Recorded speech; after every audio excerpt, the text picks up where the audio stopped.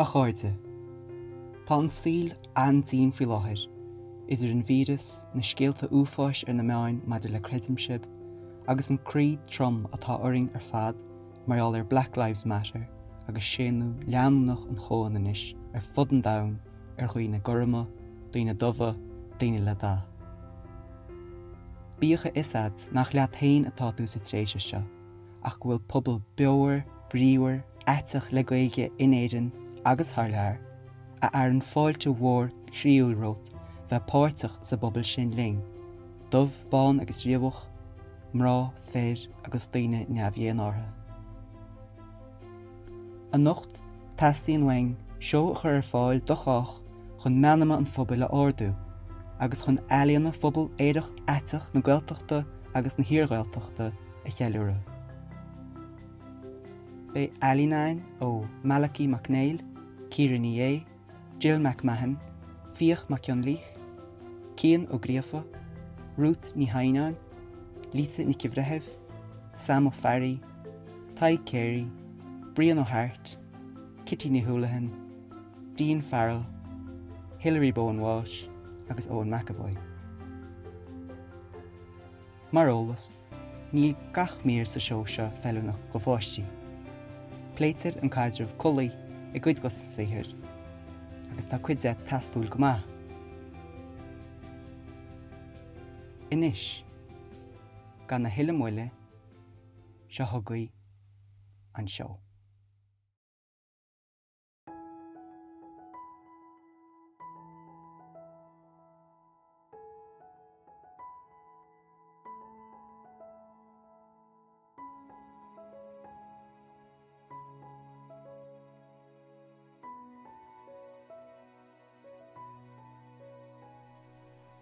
Mise an Cailín sin. Céad fan géad an bhiteach sin leis an ngansaí móral dáte agus na fánaí clúise móra, le stríocha Fhionnlaoich béal dá dearg is líontóir súil, le na thurnach dar lábha scéanúil. Mise an Cailín na fuair, "Oh, it's very you," ar feadh a héal fásta, agus an naine an tracht fulling a chunsaach ní bhéinte sásta gan na cuid stíle, mar is mise an duine taobhastig a chaham orm taobh mu. Cad is Bród an don bhiteach seo na ar ráha éadaí a bheith aici. I'd never wear it, but only you could make that work. What do your female friends think? Níl gearan ar bheith feitecam go dtí seo a deirm le giggle agus wink. Thug RuPaul is panty doing an tíirmíocht agus an chéad ar rá rud a chahabh. Anas nach seálamid mit hain sa scahan na hiile ag déanamh bordamh. An nach nach an suchí méis na dahanna Roy G. Biv. Seálam a ríis. Roy G. Biv. Anish. However and with whomever you choose to live, mar a bheith an siad san dahanna an tóir catha a léig. Siad atá dáil is gabhain ar aimsir an lei. Agus le cárda is le clown is le cún of day gnéis a geile, whether it's a Cailín or a fella. Tam se tacha ar ranóg festis, I gófran ar walla mé héin a chelt. Ná na héadaí a chach mé ar madan, nor the joy that I have felt. Mar sin. Seo díobh festas an lei, festas na Mise, festas an taal. Có siúrálta sa déon lehan na lehan agus cail le cail, taimse I mar ráha éadaí agus caham rún, mar chrí ar mar bhos in éon dí, le manga mór gáire, gansaí móral dáte, fánaí clúise móra. Stríocha Fhionnlaoich béal dá dearg is líontóir súil.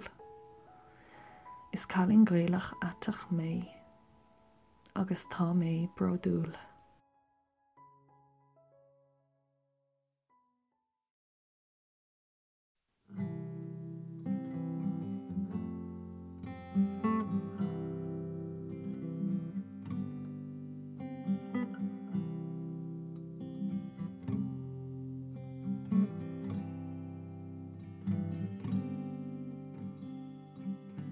Fhionnlaoich Mohair har farga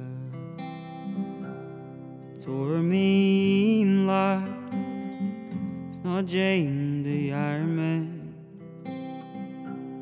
By a got ferrying Bhreithimh Saorghrá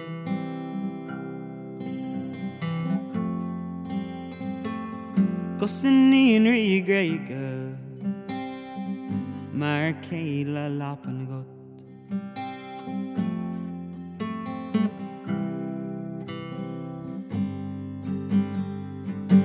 Gial tú gomsa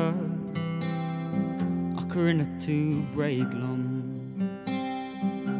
Go mé fóróam I crón I gwerach Lig mé fadar I scá chéad beochaoineadh Ach ní bhór mé nagra Ach an thuain ag mé luch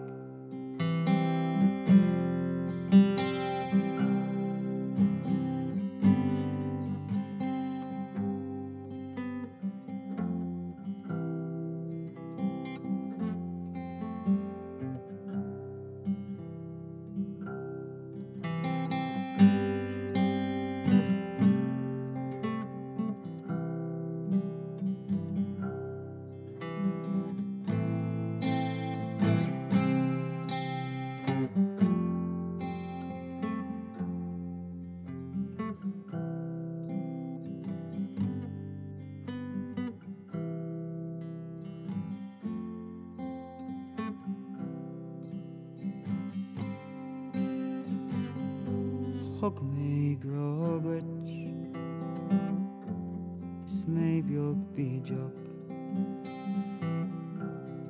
Cur mé bór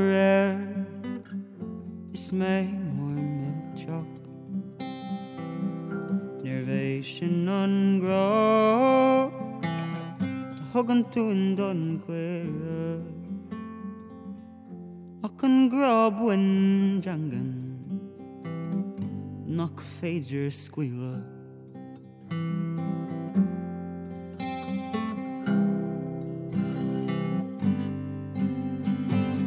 Ó bhain tú hir diam agus bhain tú huair diam Bhain tú an ghealach ja His an rian diam Bhain tú an críseo Bhí alarma cléimh diam Ach nach ríomhór Matthias Gur bhain tú diam Ach nach ríomhór Matthias Gur bhain tú diam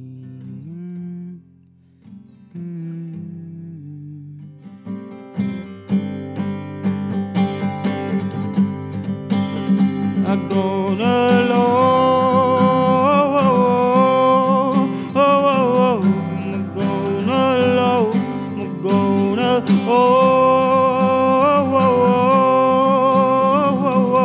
It's not Jane, they are men. Not Jane though, not Jane though, not Jane, they are men. Not Jane though. Jane though, not Jane they are mad. Mo gona low,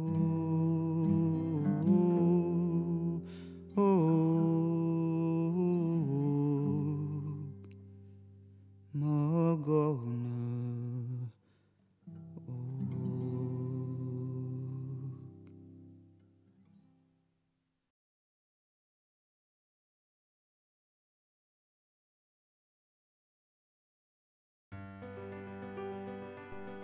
Bí Bródúil. Bí Bródúil fiú nar nach féidir le daidí. Bí Bródúil fiú man ar féidir aon go peibli. Bí Bródúil nar bhaithín tú faoi ionsaí. Bí Bródúil nar tá tú sáinní tú fér disconsaí. Tógann sé am an rud garbh a dhéanamh mín, ach tá pobal anseo le seasamh le a thaobh.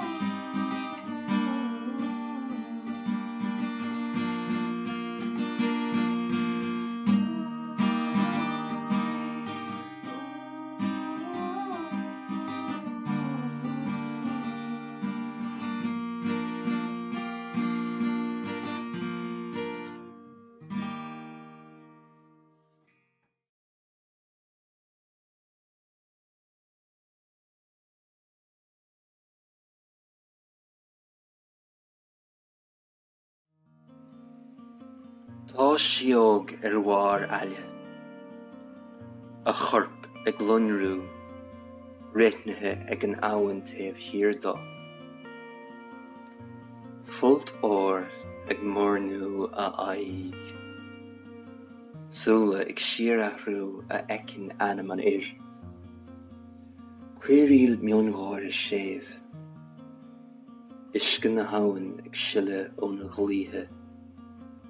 Ag taringt a charbal cumthe.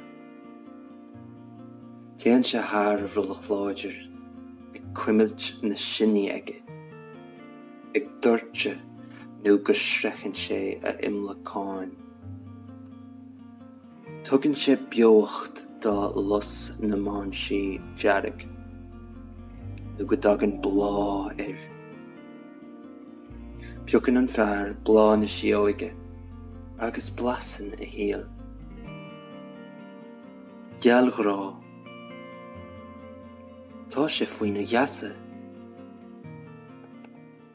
Leabhar an fearr sí. Mo rogha fartíú.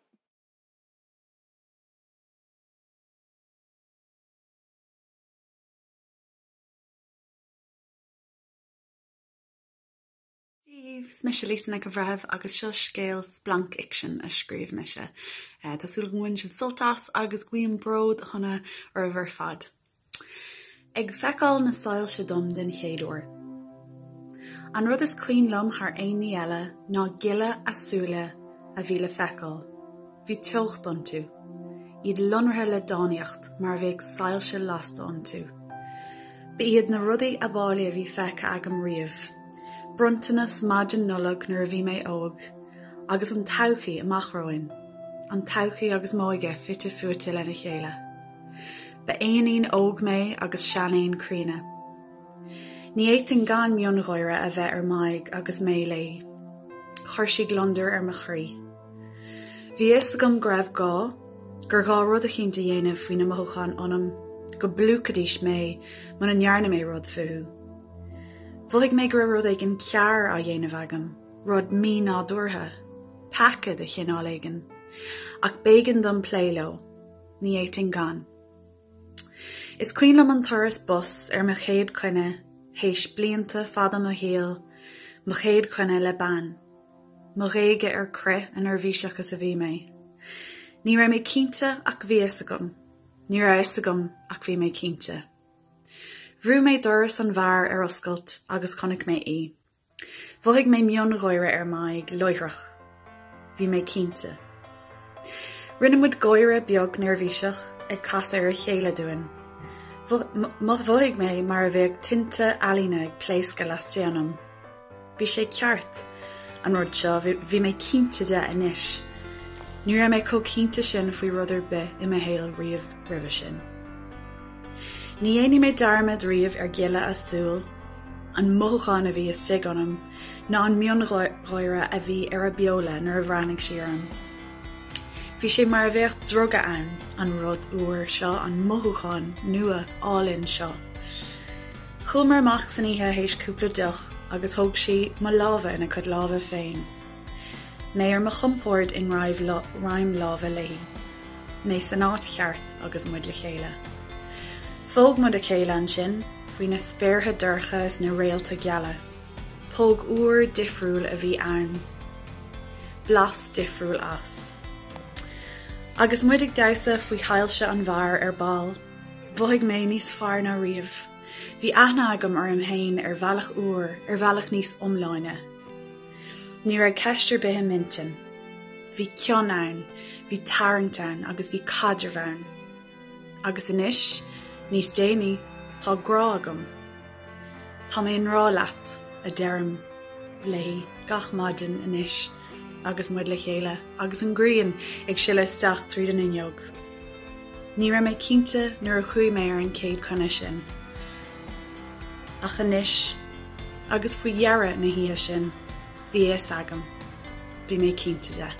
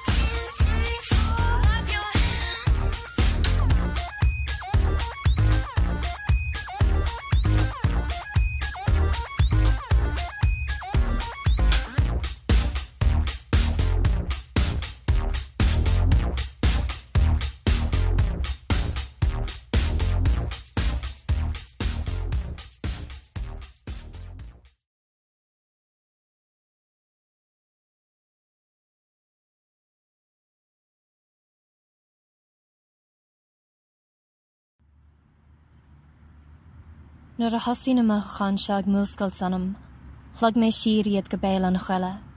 Ní anois a dúirt mé. Ní anois, fuist. An sin a dan siad an ngéimhin. Ciún ar dús. Ach, dús siad rééis tréimhsear nós féilechán fánacha fián ag írí éilú bláthú. Ach an sin a dan siad. Searamh go dtí gur arc siaram. An cumasach. Ceoltóir. Régan a bhí mé an smuoine fuí gan mairan gan caint gantrach nar déich siaram an chéadúir. Agus an gánis dam hain fiú na féilechán sin bhfuil doscail ma bhéil agus scuilú sir iad. Agus Mise lo. Sir gan pacha. Ahrí go deo. Ma chrí curb cuiachta is animas dehintí, fás taréis bás breth taréis brethnas, is cuma sa teocht a vasp, aspa más, tish kinsa darafach dúltach, e kainter cion ciontach ar hór dóra ach is cuma linn fwy hóram na cuasanna, mar gur mionlach muids, in nie mionlach eile, tamid éirech, atach, chuile hórt fwyn spéir, gealgóirech is gweilach mar phobal, nach léir. Wel bhfuil mé le Cailín, is lean mé mo chrí. Is faoihearra thug mé fáinne óir de listanachtaí.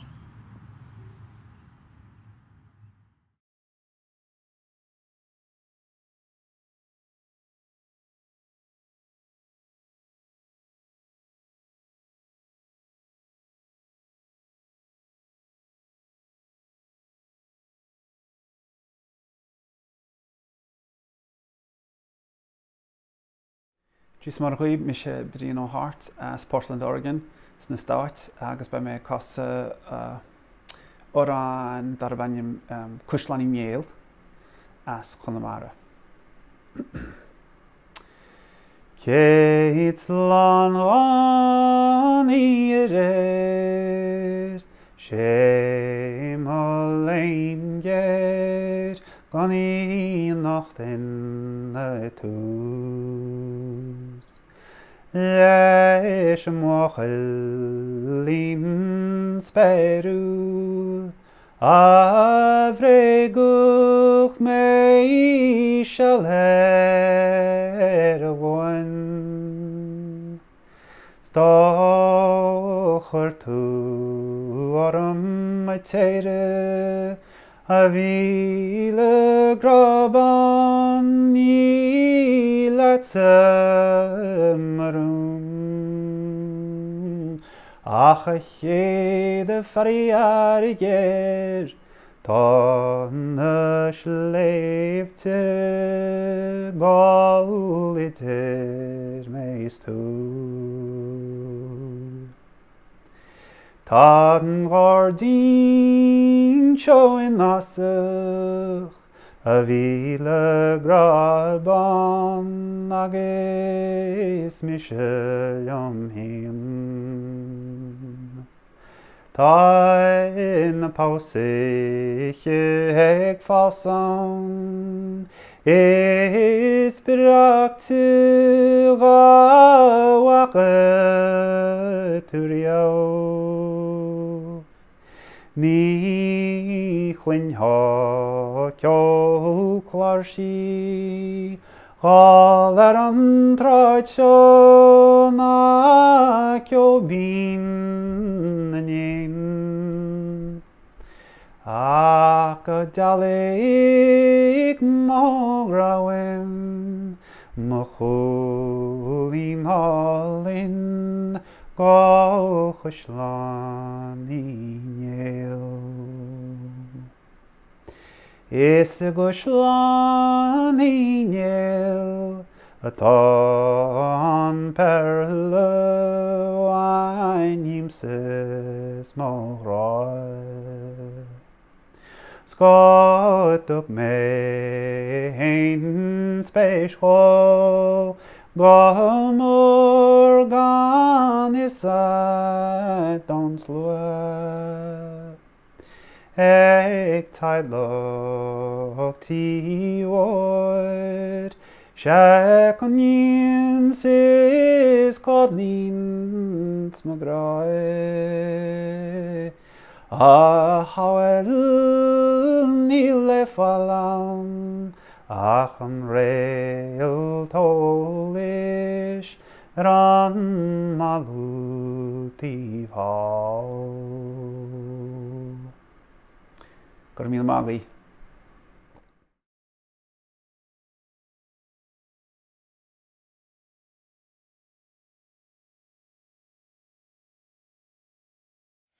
Díomh chuirde tásúla go gúil sibh go maith, is Mise Ciara Ní É agus tá méid chun beagán filiachta a rec inis. Le mí an bhróid a chéilóra seo dáin a scríomh méid dar tidal ag míú mo gnééisachta le maróg anlinn tofií agus scalóga. Agus an chial atá le maróg anlinn tofií ná sticky toffee pudding, agus tuigeann sibh scalóga tá méid cínta de. Le dul in lec le ceistena na manach gnéasach, ó rá haimh an scá le cinsaíoch, dulmhigh mé meafar. Cuimhnig bharóg anlinn tofií agus scalóga. Rá bhí ábhar ália. Maróg anlinn tofií is fearr le daoine ortha, scalóga daoine eile. Ó rugadh mé, tromlach an ama, glacinn an saoil leis, gur scalóga mar rabha.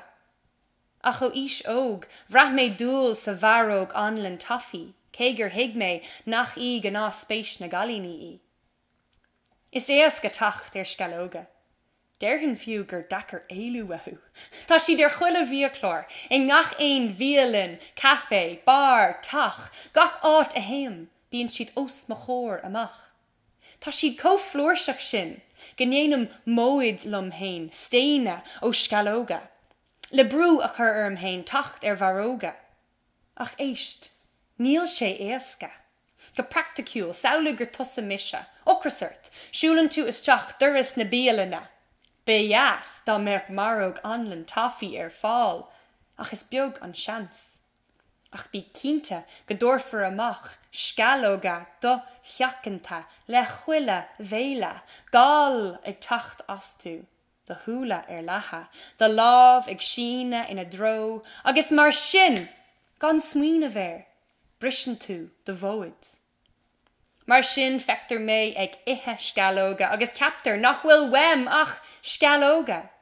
Ach santíim freisin, maróg anlinn tofií, te ón aon, millis agus bog, agus leis sin mar spruc, Téim go dtí na bíalana speisialta do bharóg anlinn tofií. Ach tugtar bíochlór na scalóga dom. Farír I mo chása ní aithníonn cuiróg eile. Ach is cuma, mar nuair a chluisim ban in acalum a rá. Wó, féach anlinn na maróige sin. Tuigim go bhfuil mé I measc mo dhaoine, mo ná eile a hiicí mo bhíonta. Sin go dtí go dosíonn an bhean chéine ag cána scalóga. Ní ísach si ceann riamh, is itóir maróga í a bhfuil réalt ór aici. Nuair a admhíam nach amhlaí mo bhlas, is le amhras a éachtar orm. Déir na mo ná eile, níl blas bith le scalóga. Barlam bás a áil ná lámh a leagan cheann acu. Dif mé scalóga ór amháin agus beallah bheith cothatha in aig mo thula a bhí sé. Agus déanta na féranna, bhí scalóga agam de mo thul hain.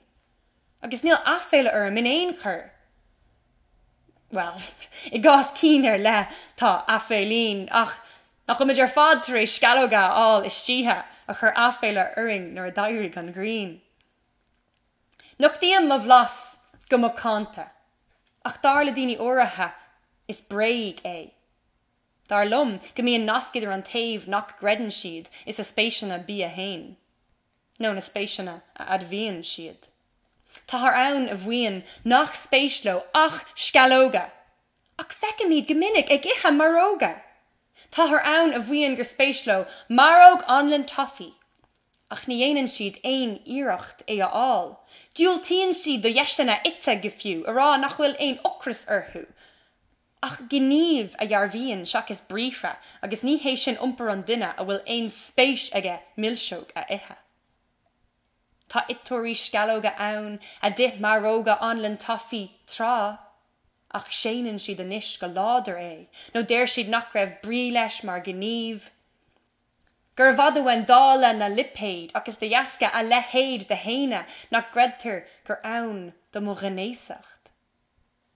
Well sin é, mínathe le maróg anlann tofií agus scalóga, agus madidir libse a lucht éisteachta áile. Buin sult as bhór grid bia, agus cuimhnigí ag deire an lé, gur tusa a bháin a bhlasin an rud a churann tú I do bhéal.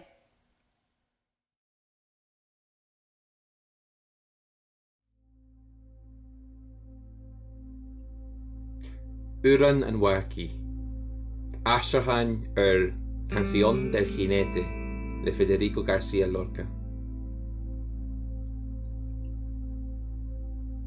Córdoba, lejana y sola. Córdoba, Bhreithimh agus Bhreithimh. Léirú, gealach mhór agus álaga mo bhile. Cí gur báldú na buithre, ní chruiche a Córdoba. Wachara, in aigríche, léirú, gealach rúi. Ten buas ag stanú arm ó chúid Córdoba. Ach nach fada ten mhóthar, ach a léir chróige. Ach san buas ag fanatlam, a bhd sa le chruichas ma Córdoba. Córdoba, lejana y sola. Córdoba,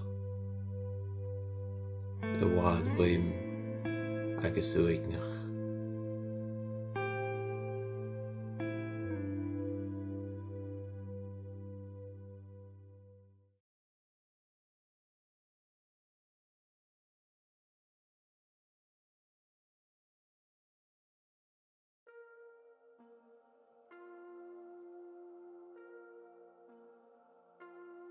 Gealan de bheabharghait bhúrú I híl, nach dití tú chuiche gá angach a ríist. Ach taobh sin sé rót is írin chéad lai, agus deir de bhéal tá, thar a níl I de chraí. De bhíon ina crystal a chorp ina léis, ag ansaí de frisma, go néantar tíd seasma. Ligan tú uail ó les mocha de bhéil, do bhallaí fullún de chromáin san éir.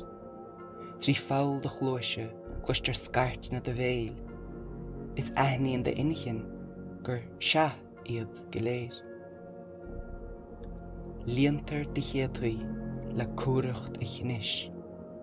Líontar de chuas go dtí nach leatú ach leis. Tríomhach imrisc de thuaile a ghruis ina sleá. Nó go núnan tú duile, scí an rá.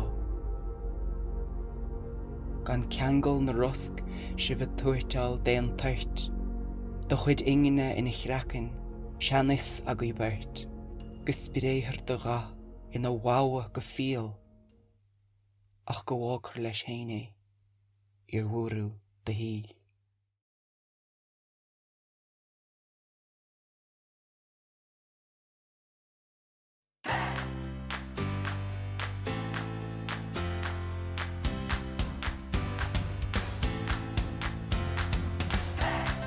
Súpa spanraín ann, Gleamid social media queens who mar Ní Theimhneáin acu ach muide.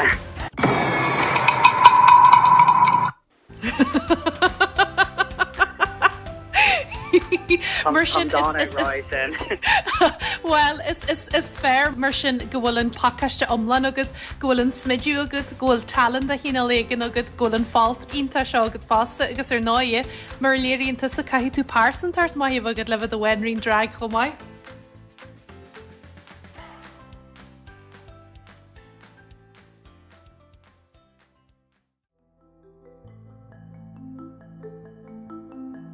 Gabhamid buíochas ó chraí le gach duine a rion líon a gcuid ealaíonna den seolnacht.